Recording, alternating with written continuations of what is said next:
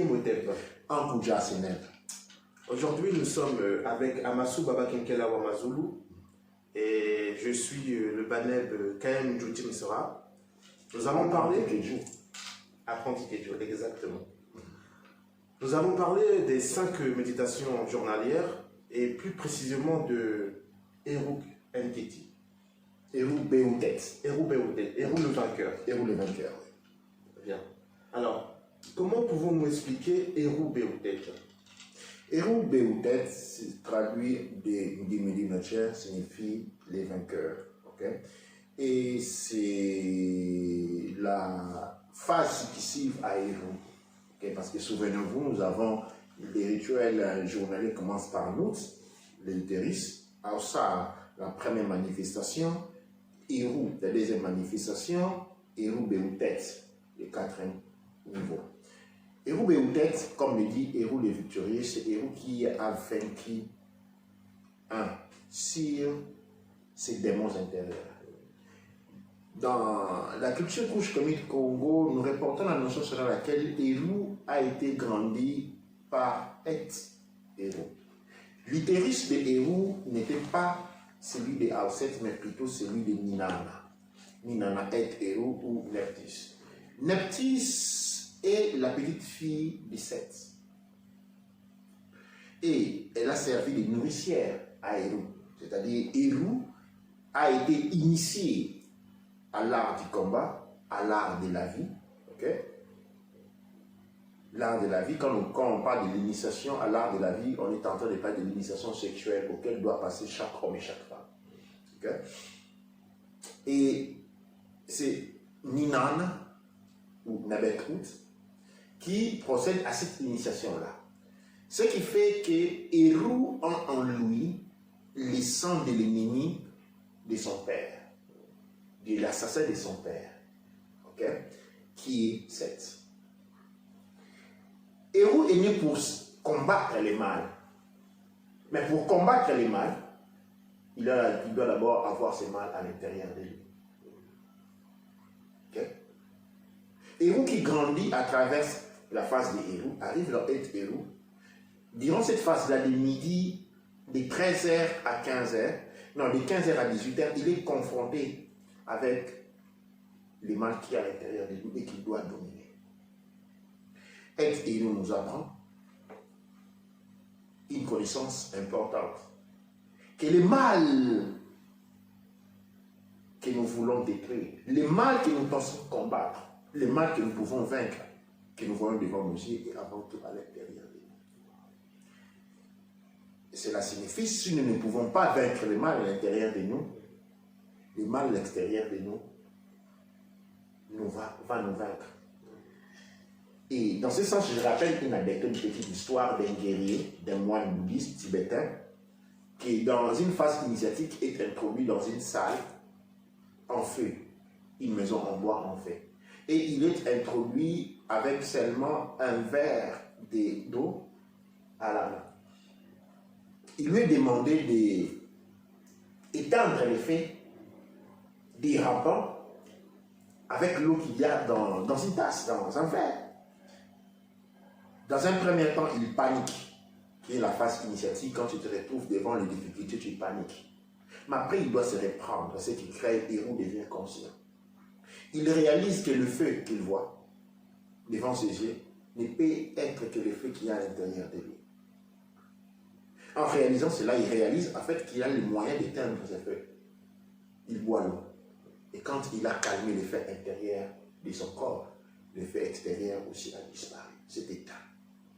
C'est ça le symbolisme de Eru Béoutet. Eru Béoutet n'est pas celui qui sort à la rue. Eru Béoutet n'est pas celui qui saute au cou à la vie.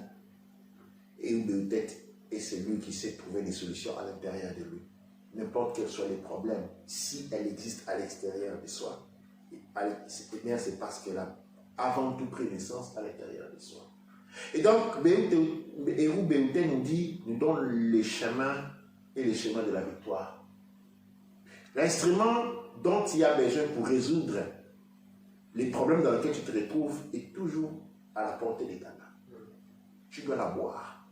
Mais pour boire, il faut être conscient de ce qu'on a. connaître ce que l'on a, identifier ce que l'on a. Une fois que cela a été fait, ou bien on le voit. Une fois que les pulsions intérieures, les émotions intérieures ont été calmées, eh bien, la victoire a été réalisée.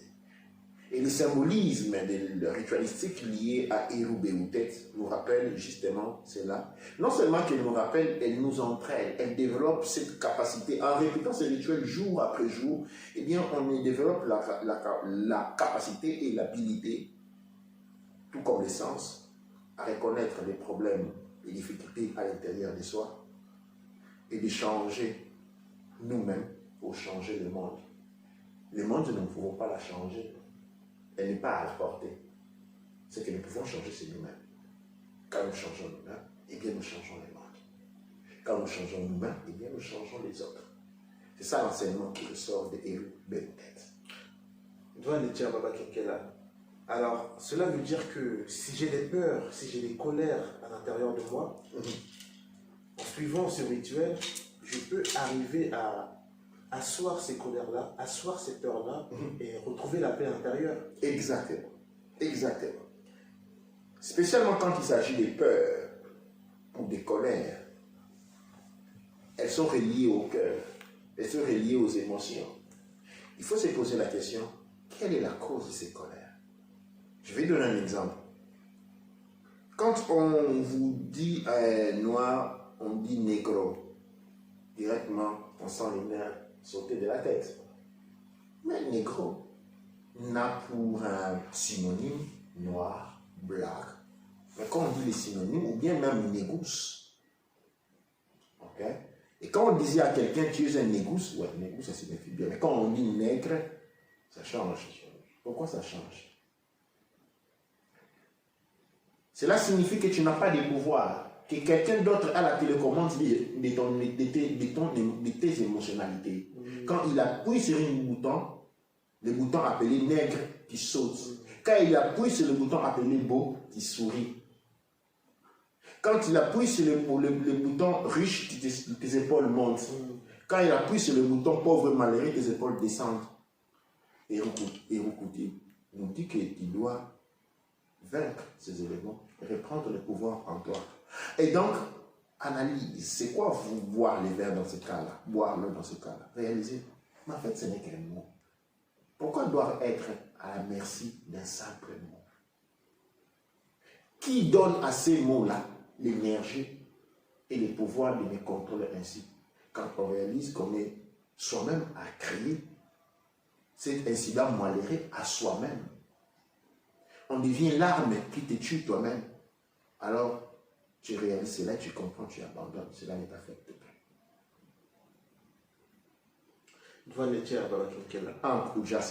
Oui, et aujourd'hui, quand on arrive dans ce monde, on est appris, ou on nous apprend que le mot nègre est un mot négatif. C'est pour ça que lorsqu'on entend ça, on a envie de se rebeller, on a envie de dire, de se protéger, quoi, parce qu'on entend tous les jours que nous envoyer le mot nègre, c'est négatif, c'est pas bon. Donc on se crispe, on s'énerve, on devient colérique. Et le but, en fait, c'est de ne pas être touché par cette émotionnalité. Ce qui est négatif, c'est ce qui porte atteinte à ta santé spirituelle et à ta santé physique. Comment un mot peut-elle porter atteinte à ta santé spirituelle et à ta santé physique? Mais toi, tu peux porter atteinte. Tu as seulement été entraîné à te faire du mal et à ne pas te vouloir du bien. Combien de mots se quand on te les dit, tu te sens heureux? Très peu. Combien de mots te donnent-ils la colère? Ah, une longue liste. Combien de mots t'établissent dans un état de conscience supérieure? Très peu. C'est-à-dire, les mots qu'on nous apprend être négatifs ne sont pas négatifs en soi pour soi. Mais nous avons une perception négative de ces mots. Et c'est de cette perception que nous devenons l'ennemi. Avec cette perception, nous avons Eru qui est mort. Or, Eru ne doit pas mourir. C'est Aoussar qui est mort pour naître en tant qu'Eru. Eru est vivant pour toujours. C'est en franchissant ces scènes-là, de la programmation neuropsychologique qui nous a été donnée pour nous contraindre à la faiblesse, quand nous repoussons cette barrière-là, que nous trouvons la réalité. Il n'y a pas de mots qui tiennent. Il n'y a pas d'insulte qui tiennent. Personnellement, ma science est celle-ci. Si tu penses que je suis un idiot, et que pour toi, penser que moi je suis un idiot, et fait beaucoup de bien, j'accepte volontiers d'être un idiot pour ton bien. Parce que si je n'accepte pas d'être un idiot, eh bien toi, tu seras être très mal. Mais moi, j'essaie de ne pas être un idiot. Mais si pour toi, être un idiot, c'est ce qui te fait mal, eh bien, comment fais-tu quand tu as mal au dos? Et comment fais-tu quand tu as mal au dos et ton fils de 10 ans veut absolument que tu le portes sur les épaules? Tu supportes la douleur, tu le portes sur les épaules parce que tu le veux heureux. Mais le vouloir heureux signifie que toi, tu le portes sur les épaules. Quand tu vas le porter sur l'épaule, tu vas le voir tellement heureux que tu vas oublier la douleur que tu avais sur les épaules et tu vas être heureux toi-même aussi. C'est ça, c'est aussi simple que dire bonjour quand on y pense réellement et profondément. Cette émission est très profonde, très intéressante. Elle nous invite à reprogrammer le monde dans lequel on vit. Elle nous invite à changer la perception, à changer nos perceptions, absolument, à valoriser. Toi, Richard. Entre Oudja Asene.